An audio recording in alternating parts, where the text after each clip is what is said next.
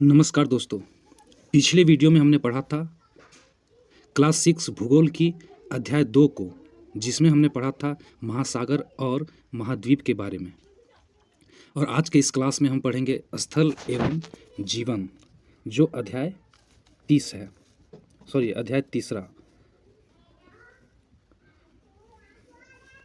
तो चलिए शुरू करते हैं एक कथन के साथ। ये कथन अथर्ववेद अथर्ववेद भूमि सूक्त पृथ्वी के लिए स्रोत है।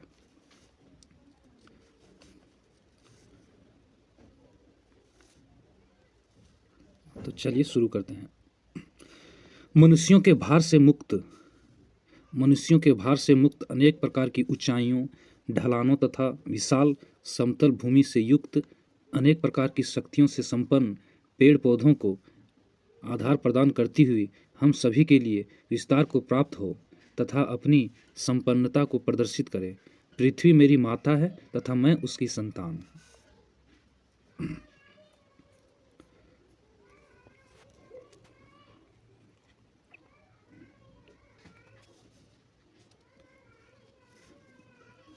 रोज की तरह कुछ प्रश्न हैं यहाँ भी, जिसका हम लोग अध्याय में पढ़ते हैं। तो इस अध्याय का प्रश्न है, स्थल रूपों के प्रमुख प्रकार कौन से हैं और जीवन तथा संस्कृति के लिए इनका क्या महत्व है? प्रत्येक स्थल रूप के साथ संबंधित जीवन की क्या चुनौतियां एवं अवसर हैं? इन्हीं प्रश्नों का हल हम लोग इस अध्याय में ढूंढेंगे। देखते हैं परिचय को। परिचय। अन्य स्तनधारी जीवों के समान मानव भी पृथ्वी पर निवास करता है। जैसा कि आपने देखा है, भूमि के अनेक रूप और विशेषताएं हैं। एक क्षेत्र से दूसरे क्षेत्र में इसका स्वरूप बहुत परिवर्तित हो जाता है। मान लीजिए कि आप झारखंड के छोटा नागपुर क्षेत्र से सड़क द्वारा यात्रा कर रहे हों और उत्तर प्रदेश के प्रयागराज पहुंचते हैं और फिर उत्तराखंड में अल्मोड़ा तक जाते हैं। इस रास्ते में आप अलग अलग दृश्य भूमि लैंडस्केप को देखेंगे। वास्तव में आपको 3 प्रकार के स्थल लैंडफॉर्म दिखाई देंगे, जिनके बारे में हम आगे चलकर अन्वेषण करेंगे। परिचय में बताया गया है कि पृथ्वी पर जो है सो स्तनधारी जीव, बहुत सारे स्तनधारी जीव हैं। उसके समान मानव भी यहाँ निवास करता है पृथ्वी पर। और यहाँ पर भूमि जो है वो अनेक रूपों में विद्यमान है। अनेक रूप और विशेषताएं हैं यहाँ की भूमि के। एक क्षेत्र से दूसरे क्षेत्र में इसका स्वरूप बहुत परिवर्तित हो जाता है और एक क्षेत्र और दूसरे क्षेत्र में जाने पर यहाँ की भूमि है जो वो परिवर्तित होता रहता है। यह मानने को कहा है कि मान लीजिए आप झारखंड के छोटा नागपुर क्षेत्र से, यानी झारखंड के छोटा नागपुर से अगर आप सफ़र करते हैं सड़क के माध्यम से और प्रयाग पहुँचते हैं, प्रयाग से फिर उत्तराखंड के अल्मोड़ा तक जाते हैं, तो इस रास्ते में आप देखेंगे कि यहाँ के जो भूमि है, यहाँ के जो स्थलाकृतियाँ हैं वो अनेक प्रकार की हैं और इसका स्वरूप बहुत अलग अलग है। और इन्हीं स्वरूपों को हम इस अध्याय में पढ़ेंगे। यही इसमें बताया गया था। जितने भी स्थल रूप हैं उस स्थल रूप को हम लोग इस अध्याय में आगे पढ़ेंगे।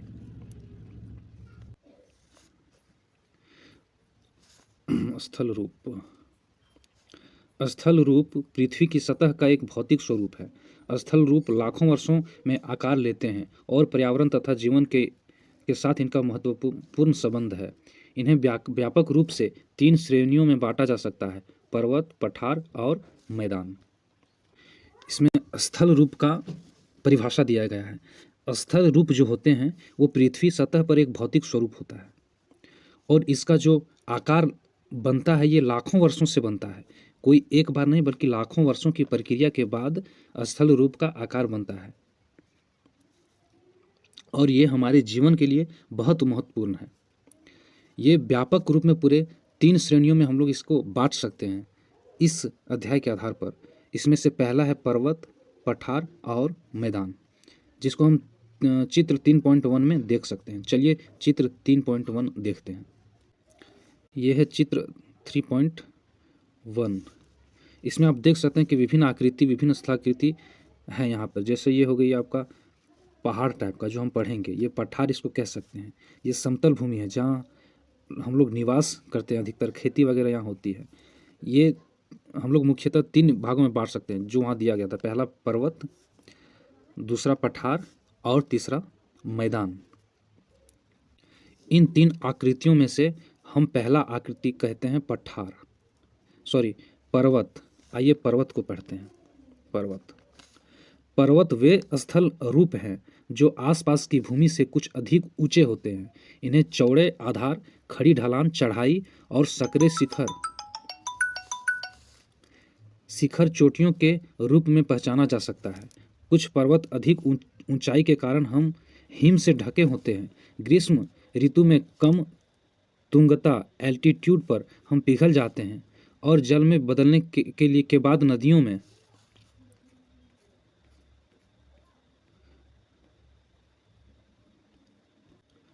पहुंचती है। बहुत अधिक ऊंचाइयों तुंगता पर हिम कभी नहीं पिघलती और ये पर्वत अस्थायी रूप से हिम से ढके होते हैं। इसमें कहा गया कि पर्वत जो है वो आसपास की भूमि जो समतल होती है उससे कुछ अधिक ऊंचे होते हैं। सामान्यतः जो भूमि समतल होती है उससे पर्वत ऊंचे होते हैं और इसका आधार जो है चौड़ा होता है और खड़ी ढलान के साथ यानी कि चढ़ाई के साथ शिखर तक संकरे चोटी के रूप में पहचाना जाता है। जैसे हमने आकृति में देखा था इस टाइप का। इसमें आप देखिएगा कि आधार चौड़े होते हैं और ये एक चढ़ाई की तरह ऐसे जाता है और एक चोटी यहाँ पे चोटी की तरह होती है। इसका आकार इस टाइप का होता है और इसमें बताया गया है कि इसमें कुछ बर्फ़ या हिम जम जाते हैं। जो चोटी पर बर्फ़ होते हैं वो अस्थायी रूप से जमे होते हैं, वो कभी पिघलता नहीं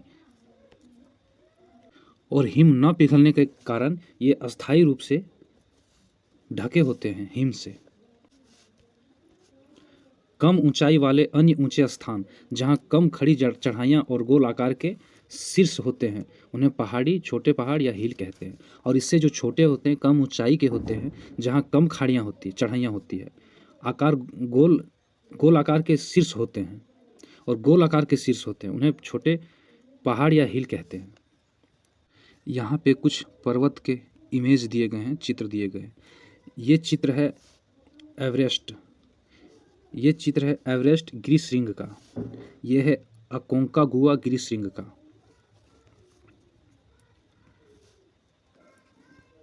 आगे किलिमंजारो गिरिशृंग, ब्लांक गिरिशृंग, कंचनजुंगा गिरिशृंग, अनाईमुड़ी गिरिशृंग। ये कुछ चित्र दिए गए हैं। विश्व के 6 पर्वतों के चित्र इसमें दिए गए हैं।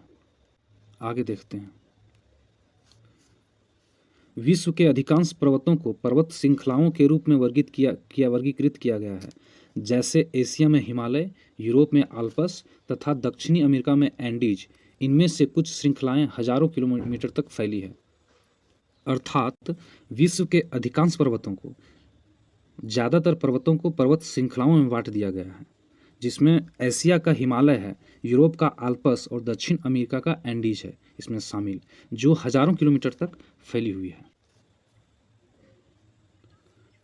चित्र 3.1 में विश्व के 6 पर्वत दिखाए गए हैं।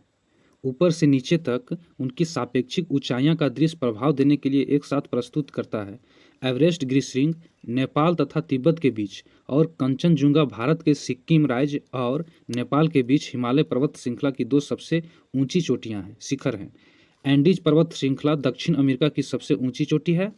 अकोंकागुआ गिरिशृंग है। पूर्वी अफ्रीका में किलिमंजारो गिरिशृंग एक पृथक पर्वत है जो कृषि श्रृंखला से संबंधित नहीं है। पश्चिमी यूरोप में ब्लॉक गिरिशृंग आल्प्स का सबसे ऊंचा पर्वत शिखर है। अनाई मुंडी केरल में इसे अनाई शिखर भी कहते हैं, दक्षिण भारत का सबसे ऊंचा गिरिशृंग है। हिमालय जैसे ऊंचे और नुकीली चोटियों वाले पर्वत अपेक्षाकृत नवीन हैं। मतलब हिमालय की जो ऊंची और नुकीली चोटियां हैं वो अन्य पर्वतों के अपेक्षाकृत नवीन है, मतलब कि नया है, जिसका अर्थ है और इसका मतलब है कि पृथ्वी के इतिहास में ये हाल ही में निर्मित युवा पर्वत है। और इसका मतलब है कि पृथ्वी के इतिहास में इस पर्वत का निर्माण हाल ही हुआ है, किंतु फिर भी इन्हें बने हुए लाखों वर्ष हो चुके हैं। लेकिन फिर भी ये नए हैं, फिर भी इनके बने हुए लाखों वर्ष हो चुके हैं। अर्थात और जो पर्वत हैं वो लाखों वर्ष से भी ज़्यादा अधिक समय के पहले बने हुए हैं। कुछ छोटे और अधिक गोलाकार पर्वत और पहाड़ियाँ जैसे अरावली श्रृंखला काफ़ी पुरानी है, और इसमें अरावली का उदाहरण दिया गया है। अरावली जो पर्वत श्रृंखला है वो काफ़ी पुराना है और अपरदन के कारण ये गोल आकार की हो गई है। और ये पर्वत जो है अपरदन के कारण, मृदा अपरदन, ये पर्वत श्रृंखला का जो अपरदन होता है उसके कारण इसका जो आकार है वो गोल आकार जैसा हो गया है। जैसा कि हिमालय के साथ हुआ, उन्नयन और अपरदन आज भी चल रहा है, और हिमालय के साथ अपरदन और उन्नयन आज भी चल रहा है। आप इन प्रक्रियाओं और अनेक कारणों के बारे में विज्ञान में और अधिक पढ़ेंगे, और इसे हम विज्ञान में विस्तार से पढ़ेंगे। चूँकि ये भूगोल है इसलिए हम लोग भूगोल की दृष्टि से पढ़ रहे हैं। यहाँ इतना ही कहा जा सकता है कि विश्व के कुछ पर्वतों जैसे हिमालय की ऊंचाइयाँ आज भी बढ़ रही है, और पर्वत जो हिमालय है भारत में उसकी ऊंचाई जो है आज भी बढ़ रही है। अब देखते हैं पर्वतीय परिवेश। पर्वतों की ढलानों पर प्रायः एक प्रकार का वन होता है जिसे पर्वतीय वन कहते हैं, और यह शंकुधारी वृक्ष जैसे पाइन, चीड़, फर, स्प्रूस, देवदार आदि सामान्य रूप से पाए जाते हैं। इन पेड़ों की ऊंचाइयां अधिक होती है और ये शंकु के आकार के होते हैं तथा इनकी पतली पत्तियां होती है, नोकदार होती हैं। अधिक ऊंचाई पर पेड़ों की जगह घास, मॉस, काई और लाइकेन उग जाते हैं। और इसमें पर्वतीय परिवेश में हम लोग देखते हैं कि पर्वतों की ढलानों में अक्सर वन पाया जाता है जिसे हम पर्वतीय वन कहते हैं, उसके ढलानों में। और ये जो वन के वृक्ष होते हैं वो शंकुधारी होते हैं। शंकु आपने गणित में पढ़ा होगा, शंकुधारी, नीचे आधार थोड़ा सा ज़्यादा और कोना पहाड़ के जैसे बिल्कुल शंकुधारी वृक्ष। और इस वृक्ष में आप पाइन वृक्ष होता है, फर होता है, स्प्रूस, देवदार आदि समान रूप से पाए जाते हैं। इन पेड़ों की ऊंचाइयां अधिक होती है, और पेड़ जो यहाँ पेड़ पाए जाते हैं इसकी ऊंचाइयां बहुत अधिक होती है, और ये शंकु के आकार के होते हैं। जैसा हमने कहा कि ये शंकु के आकार के होते हैं तथा इनकी पत्तियां पतली होती है और नोकदार होती है। अधिक ऊंचाई पर पेड़ों की जगह घास, मॉस, काई और लाइकेन। और पहाड़ के जो अधिक ऊंचाइयां होती है, चोटी के ठीक नीचे, उसमें पेड़ों की जगह घास उगते हैं, मॉस, काई घास और लाइकेन उग जाते हैं। आइए देखते हैं। कम से कम 15 वर्ष पूर्व प्राचीन भारत के महान कवि कालिदास के काव्य से यहाँ 2 श्लोक दिए गए हैं। उनका काव्य ग्रंथ कुमार संभव हिमालय की स्तुति से आरंभ होता है। यहाँ उन संस्कृत श्लोकों का सरल हिंदी अनुवाद दिया गया है। भारत के उत्तरी भाग में देवता सदृश पूजनीय हिमालय नाम का पर्वतों का राजा है, जो पश्चिमी से लेकर पूर्वी समुद्र तक फैला हुआ है। देखकर ऐसा लगता है कि मानो वह पृथ्वी को नापने का मापदंड है। गंगा के झरनों की फुहारों से युक्त देवदार के वृक्षों को हिलाने और मोर पंखों को फरफराने वाली शीतल मंद और सुगंधित वायु से पर्वतवासी जो मृगों की खोज में हिमालय में घूमते रहते हैं अपनी थकान मिटाते हैं।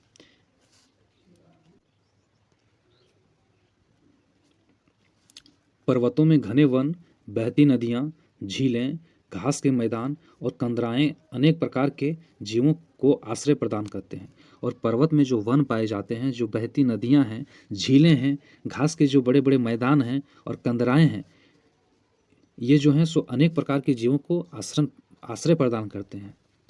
अर्थात यहाँ बहुत सारे जीव पाए जाते हैं, जैसे कि गोल्डन ईगल, सुनहरा गरुड़। गोल्डन ईगल मतलब कि सुनहरा गरुड़ यहाँ पर पाए जाते हैं। पेरेग्रीन फाल्कन, घुमंतू बाज भी यहाँ पाया जाता है। कैनेडियन लिक्स, हिम तेंदुआ, आईबेक्स जिसे जंगली भेड़ कहते हैं, हिमालय तहर, पर्वतीय जो खरगोश है, याक है, ग्रे फॉक्स, भालू और बहुत से अन्य प्राणी यहाँ पाए जाते हैं। आइए इनको चित्र में देखते हैं। ये आपका है पेरेग्रीन फाल्कन, हिमालयी तहर,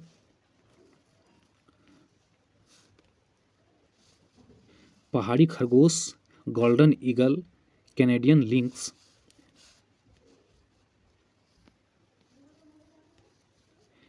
याक, आइबेक्स, ग्रे फॉक्स, तेंदुआ, भालू, ये कुछ जीव जंतु हैं जो पर्वतों में पाए जाते हैं। अब देखते हैं पर्वतीय जीवन को। पर्वतीय भूभाग सामान्य रूप से खड़े ढलानों के साथ उबड़ खाबड़ या ऊंचे नीचे होते हैं, इसलिए कुछ ही घाटियों में नियमित रूप से कृषि की जा सकती है।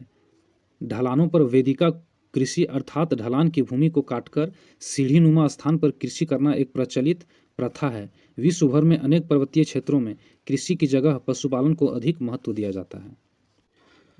मतलब जो पर्वतीय भूभाग होता है उसमें सामान्य रूप से खड़े ढलान के साथ साथ उबड़ खाबड़ ऊंचे नीचे ज़मीनें होती हैं, उसका भूभाग होता है, इसलिए घाटियों में जो है सो नियमित रूप से कृषि की जाती है। ढलानों पर पहाड़ी के जो पर्वत के ढलान होते हैं वहाँ पर वेदिका कृषि की जाती है, अर्थात ढलान की भूमि को काटकर और ढलान ये ऐसा किया जाता है कि ढलान को भूमि को काटकर सीढ़ीनुमा स्थान पर कृषि करना। ढलान की भूमि को काटकर सीढ़ीनुमा बना दिया जाता है और उस पर कृषि किया जाता है, और ये एक बहुत प्रचलित प्रथा है इस प्रकार की कृषि का। चूँकि कृषि करना यहाँ पे बहुत कठिन है, इसलिए यहाँ पर ज़्यादातर पशुपालन को महत्व दिया जाता है। पर्यटन पर्वतीय लोगों के लिए आय का महत्वपूर्ण साधन है। पर्वतों की स्वच्छ हवा और मनोरम प्राकृतिक दृश्य सभी पर्यटकों को आकर्षित करते हैं। कुछ पर्यटक पर्वतों पर साहसिक खेलों के लिए भी जाते हैं, जैसे स्कीइंग, हाइकिंग, पर्वतारोहण और पैराग्लाइडिंग। अनेक शताब्दियों से लोग पवित्र स्थलों की तीर्थ यात्रा पर जाने के लिए पर्वतों की यात्राएं करते हैं, परंतु सारे पर्यटकों के एक साथ आने से पर्वतों के पर्यावरण पर दबाव पड़ता है। प्रायः इनमें सही संतुलन बनाए रखना कठिन हो जाता है। और इन पर्वतीय क्षेत्रों में पर्यटन एक ऐसा चीज़ है जो यहाँ के लोगों के लिए आय का एक बहुत महत्वपूर्ण साधन है। पर्वतों में जो स्वच्छ हवा पाई जाती है और जो वहाँ की मनोरम दृश्य जो पाया जाता है वो पर्यटकों को ज़्यादा आकर्षित करता है, और वहाँ लोग घूमने के लिए जाते हैं, जिससे पर्वतीय लोगों का आय के लिए बहुत बड़ी साधन है। कुछ पर्यटक जो होते हैं वहाँ साहसिक खेलों के लिए जाते हैं, जिसमें स्काइंग, हाइकिंग, पर्वतारोहण और पैराग्लाइडिंग जैसे अनेक खेलों को इसमें आनंद लिया जाता है। इन खेलों को यहाँ पे बछेंद्री पाल और अरुणिमा सिन्हा के बारे में कुछ फैक्ट दिया गया है। बछेंद्री पाल ने बहुत कम आयु में पर्वतारोहण प्रारंभ कर दिया था और उन्होंने अनेक महिलाओं द्वारा किए जाने वाले पर्वतारोहण अभियानों का नेतृत्व किया। बछेंद्री पाल 1984 में एवरेस्ट ग्रीष्मरिंग पर चढ़ने वाली प्रथम भारतीय महिला थी। इसके लिए उन्हें पद्मश्री 1984, पद्म भूषण 2019 से सम्मानित किया गया। आप लोग जानते होंगे कि बछेंद्री पाल जो थी वो 1984 में एवरेस्ट ग्रीष्मरिंग चढ़ने वाली प्रथम महिला थी, और इसी की वजह से उनको पद्मश्री 1984 में दिया गया और पद्म भूषण भी 2019 में दिया गया था। इसी तरह अरुणिमा सिन्हा जब 22 वर्ष की थी तब एक दुर्घटना में उन्होंने अपने एक पैर को गंवा दिया था। बछेंद्री पाल के प्रोत्साहन एवं प्रशिक्षण से 2013 में उन्होंने एवरेस्ट ग्रीष्मरिंग पर चढ़ाई की। अरुणिमा सिन्हा जो 22 वर्ष की थी तभी उन्होंने अपना पैर गंवा दिया था, उनकी पैर जो है सो दुर्घटनाग्रस्त हो गई थी। इसके बावजूद बछेंद्री पाल के प्रोत्साहन और प्रशिक्षण से 2013 में उन्होंने एवरेस्ट ग्रीष्मरिंग पर चढ़ाई की थी।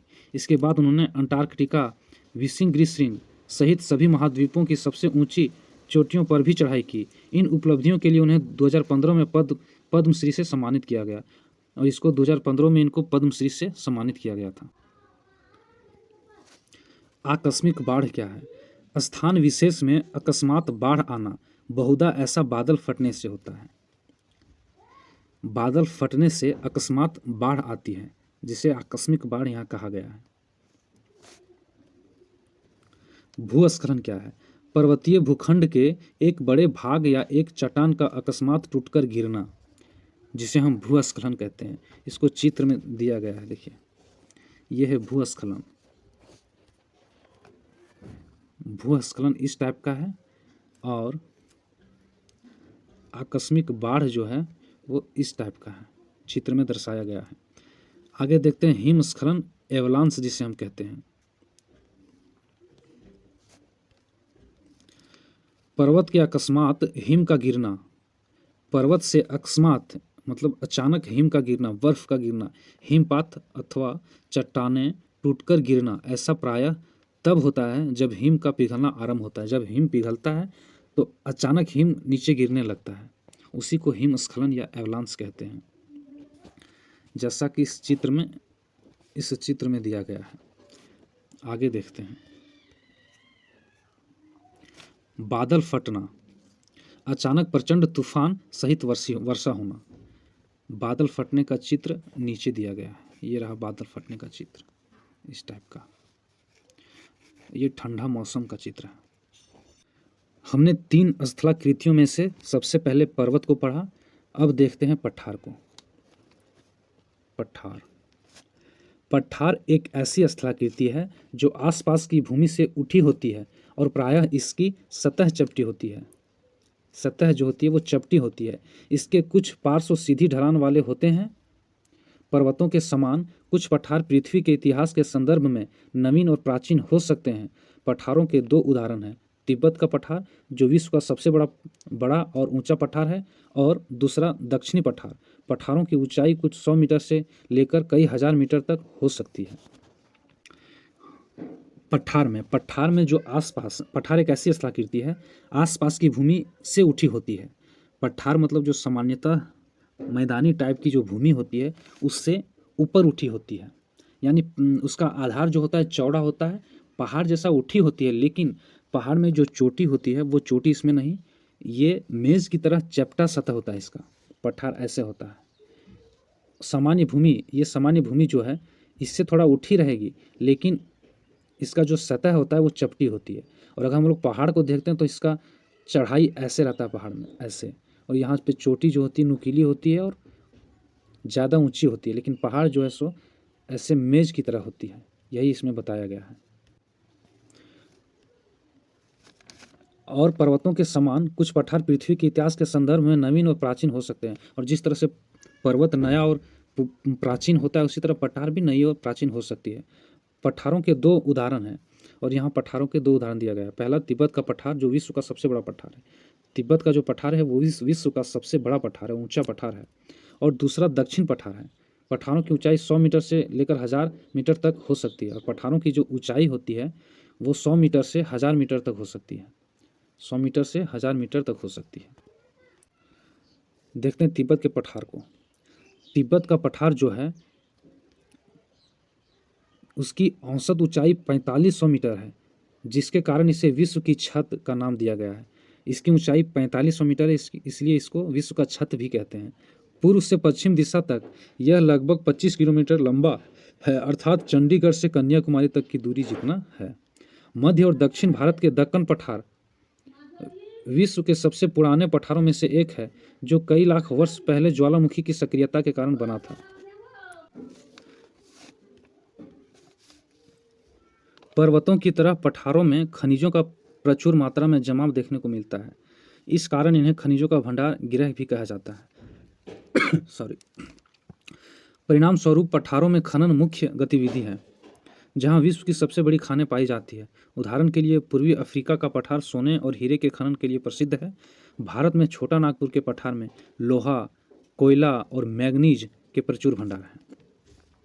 जिस तरह पर्वत में खनिज पाए जाते हैं और इसका जमाव होता है, इसी तरह पठार में भी खनिजों का भंडार होता है। और खनिजों के भंडार के रहने के कारण इससे खनिजों का भंडार गृह भी कहा जाता है पठार को। और खनिज पाए जाने के कारण यहाँ खनन की गतिविधि होते रहती है। और जहाँ विश्व की सबसे बड़ी खानें पाई जाती है, विश्व की सबसे बड़ी खानें पठार में ही पाई जाती है। जैसे कि पूर्व अफ्रीका में का जो पठार है उसमें सोना और हीरा पाया जाता है और खनन के लिए प्रसिद्ध है, सोने और हीरे के खनन के लिए। और इसी प्रकार झारखंड का जो छोटा नागपुर पठार है, छोटा नागपुर जो पठार है जैसे कि झारखंड में पड़ता है खासकर, उस पठार में लोहा, कोयला और मैग्नीज के प्रचुर भंडार है। विश्व भर में पठारों का पर्यावरण बहुत विविधतापूर्ण है। कई पठारों में चट्टानी मिट्टी पाई जाती है, जो उन्हें मैदानी मिट्टी की तुलना में कम उपजाऊ बनाती है। अगला भाग देखिए। इसलिए पठार कृषि के लिए कम अनुकूल होते हैं, लेकिन ज्वालामुखी क्रियाओं से निर्मित लावा पठार उपजाऊ होते हैं, क्योंकि उनमें समृद्ध काली मिट्टी पाई जाती है। अक्सर पठारों में पर्यावरण जो होता है, पठारों का पर्यावरण वो विविधतापूर्ण होता है, मतलब अलग अलग टाइप का इसमें मौसम होता है, पर्यावरण होता है। और पठारों में ज़्यादातर चट्टानी मिट्टी पाई जाती है, जिस कारण मैदानी मिट्टी की तुलना में ये कम उपजाऊ होती है और कृषि के लिए अनुकूल नहीं होता है।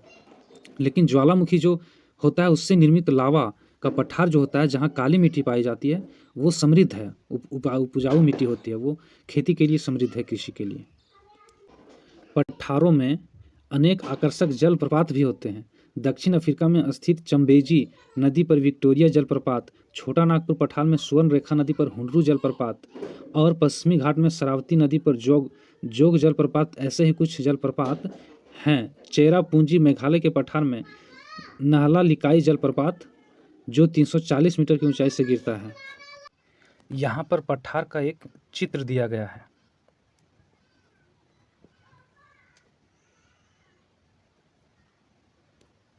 और ये चित्र है चेरापूंजी पठार से गिरता नहकाली काई जलप्रपात का। 3 स्थलाकृतियों में हमने सबसे पहले पर्वत पढ़ लिया, पठार पढ़ लिया। अब देखते हैं मैदान को, जो अंतिम स्थलाकृति है इस अध्याय के लिए। मैदान ऐसी स्थलाकृति होती है जिसका विस्तृत सपाट अथवा हल्का तरंगित धरातल होती है या होता है। उसमें कोई ऊंची पहाड़ियाँ अथवा गहरी घाटियाँ नहीं पाई जाती हैं। सामान्यतः मैदान की ऊंचाई समुद्र तल से 300 मीटर से अधिक नहीं होती। अर्थात मैदान जो ऐसी स्थलाकृति है जिसका जो फैलाव है, जिसका विस्तृत जो आकार होता है वो सपाट होता है और हल्का तरंगित धरातल भी होता है, और इसकी ऊंचाई समुद्र तल से 300 मीटर से अधिक नहीं होती है। उसे ही हम लोग मैदान कहते हैं। पर्वत श्रृंखलाओं से निकलने वाली नदियों की बाढ़ से निर्मित ये समतल भूमि है। यहाँ नदियाँ रेत, चट्टानों के कणों और गाद को एकत्र करती हैं, और पर्वत श्रृंखला से जो नदियाँ निकलती है वहाँ से जो बाढ़ से जो निर्मित होती है यह समतल भूमि। और यहाँ नदियों के रेत, चट्टानों के कण और गाद एकत्र होते हैं, पाए जाते हैं, जिन्हें तलछट कहा जाता है। नदियाँ इन तलछटों को अपने साथ बहाकर समतल भूमि में लाकर जमा कर देती है और मिट्टी को उपजाऊ बना देती है। नदियाँ इन तलछटों को अपने साथ बहाकर लाती है और समतल भूमि में लाकर जमा कर देती है, और इसलिए यहाँ की मिट्टी सो उपजाऊ हो जाती है। फल स्वरूप ये मैदान सभी प्रकार की फसलों को उपजाने के लिए उपयुक्त होते हैं। इस प्रकार के भूभाग में लोगों का मुख्य आर्थिक व्यवसाय कृषि होता है। मैदान विविध प्रकार की वनस्पतियों और जीव जंतुओं का भी भरण पोषण करता है। चूँकि यहाँ की जो मैदान है वो उपजाऊ हो जाती है, इसलिए यहाँ मुख्य आर्थिक व्यवसाय जो है वो कृषि है। यह है गंगा के मैदान का उपग्रह से लिया गया चित्र। उपग्रह मतलब सैटेलाइट से लिया गया गंगा के मैदान का चित्र है, जिसको आप यहाँ पे देख सकते हैं। देखते हैं मैदानी जीवन को। हजारों वर्ष पहले आरंभिक सभ्यताएं नदियों के उपजाऊ मैदान के आसपास विकसित हुई थी। हमारे समय में भी विश्व की अधिकांश जनसंख्या मैदानों में रहती है, और हजारों वर्ष पहले आरंभिक जो सभ्यता थी वो नदियों के उपजाऊ मैदानों के आसपास ही विकसित हुई थी, और आज भी विश्व के अधिकांश जो जनसंख्या है वो मैदानों में ही रहती है। भारत की कुल जनसंख्या की 1/4 से अधिक अर्थात लगभग 40 करोड़ की जनसंख्या भारत के गंगा मैदान में रहती है। विश्व के बहुत से अन्य मैदानों के समान इन क्षेत्रों में रहने वालों का मुख्य व्यवसाय मत्स्य पालन और कृषि है। यहाँ चावल, गेहूँ, मक्का, जौ, मोटे अनाज जैसे ज्वार, बाजरा, रागी जैसी खाद्य फसलें उगाई जाती है। साथ ही कपास, जूट और सन जैसी रेशेदार फसलें भी उगाई जाती हैं। परंपरागत कृषि मुख्यतः वर्षा पर निर्भर होती है, अर्थात वर्षा जल से फसलों को जल मिलता है। किंतु हाल के दशकों में नहरों के जाल द्वारा भूमिगत जल को पंप से निकालकर खेतों की सिंचाई करने में वृद्धि हुई है। यहाँ पे बताया गया कि भारत का जो कुल जनसंख्या है उसमें 1/4 मतलब 4 भाग में से 1 भाग मैदानी क्षेत्रों में ही बसता है, यानी लगभग 40 करोड़ की जो जनसंख्या भारत के गंगा मैदान के आसपास रहती है। और विश्व के बहुत से अन्य मैदान के समान इन क्षेत्रों में रहने वालों का मुख्य व्यवसाय जो है वो मत्स्य पालन, मछली पालन और कृषि है। कृषि में यहाँ चावल उगाई जाती है, गेहूँ होती है, मक्का, जौ, मोटे अनाज में ज्वार, बाजरा, रागी जैसे खाद्य फसलें उगाई जाती है। साथ ही यहाँ कपास, जूट, सन जैसी रेशेदार फसलें भी उगाई जाती है। परंपरागत कृषि मुख्यतः वर्षा पर निर्भर होती है। परंपरागत जो कृषि है वो वर्षा पर निर्भर होती है, लेकिन हाल ही के दिनों में नहरों का जाल जो बिछाया गया उसमें भूमिगत जल का भी पंप से निकालकर खेतों की सिंचाई की जाती है। यद्यपि सिंचाई से कृषि उत्पादन में वृद्धि हुई है, किंतु इससे भूमिगत जल स्तर में गिरावट आई है। इससे इस क्षेत्र में कृषि के भविष्य को लेकर चुनौतीपूर्ण स्थिति भी उत्पन्न हो गई है। गंगा मैदानों भागों को प्रभावित करने वाली कुछ अन्य समस्याएं भी है, जैसे बढ़ती हुई जनसंख्या और प्रदूषण।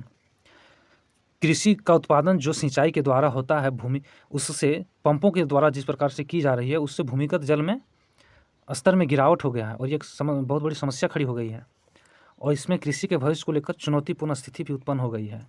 गंगा के मैदानों में अन्य भी समस्याएं हैं, जैसे बढ़ती जनसंख्या और प्रदूषण। चाहे पर्वत हो या मैदान, विश्व में बहने वाली नदियां बहुत से सांस्कृतिक मूल्यों का वहन करती है। विशेष रूप से बहुत से समुदाय नदी के स्रोत और एक दो नदियों के संगम स्थल को पवित्र स्थल मानते हैं। भारत में इन स्थानों पर बहुत से त्यौहार, समारोह और धार्मिक कृत्य किए जाते हैं। ठीक है। मैदान में हल्की ढलान होती है, अतः वहाँ नदी में नौका संचालन यानी कि नाव चलाना सुगम होता है, सुविधाजनक होता है और इससे बहुत सी आर्थिक गतिविधियों को भी सहायता मिलती है और इसलिए आर्थिक गतिविधियों में सहायता मिलती है। चूँकि यहाँ नौका संचालन सुगम होता है यानी नाव चलाया जा सकता है। पहले लोग एक स्थान से दूसरे स्थान पर जाने के लिए नदी मार्ग का ही व्यापक रूप से प्रयोग करते थे और चूँकि यहाँ नौका संचालन सुगम है इसलिए नदी मार्ग का ही उपयोग किया जाता था पहले। आज भी गंगा के किनारे ऐसे स्थान हैं जहाँ लोग आने जाने के लिए नौकाओं का ही प्रयोग करते हैं। आज भी ऐसी जगह हैं जहाँ पे नावों का प्रयोग होती है। गंगा नदी में नौका परिवहन और यहाँ का एक चित्र दिया हुआ, गंगा में जो नाव का प्रयोग किया जाता है उसका एक चित्र है। उन 3 स्थलाकृतियों के बावजूद यहाँ एक मरुस्थल स्थलाकृति की बात होती है, जिसमें कम वर्षा वाले क्षेत्र होते हैं और एक होता है हिम मरुस्थल जिसमें बर्फ़ ज़्यादा होती है। 2 प्रकार की मरुस्थल के बारे में बताया गया है। इस चैप्टर को ख़त्म करने से पहले, इस चैप्टर को पूरा करने से पहले यहाँ कुछ सार हम लोग पढ़ लेते हैं, जो इस चैप्टर का जो है सार दिया हुआ है। पहला, स्थल रूप 3 प्रकार के होते हैं, जैसा हमने पढ़ा पर्वत, पठार, मैदान। उनकी भौतिक विशेषताओं और पर्यावरण बहुत अलग प्रकार के होते हैं, ऐसा हमने पढ़ा। दूसरा, ऐतिहासिक समय से लोगों द्वारा किए जाने वाले क्रियाकलाप उस स्थल रूप से संबंधित होते हैं जिसमें वे निवास करते हैं। यह स्थल रूप विश्व की संस्कृति के अभिन्न भाग हैं। विशेष रूप से भारतीय संस्कृति विविध प्रकार से उन्हें मानती रहती है। तीसरा, प्रत्येक स्थल रूप विभिन्न प्रकार की चुनौतियों के साथ साथ अवसरों को भी प्रस्तुत करता है। आज की क्लास यहीं ख़त्म करते हैं, अगला क्लास कल लेकर आएंगे। धन्यवाद।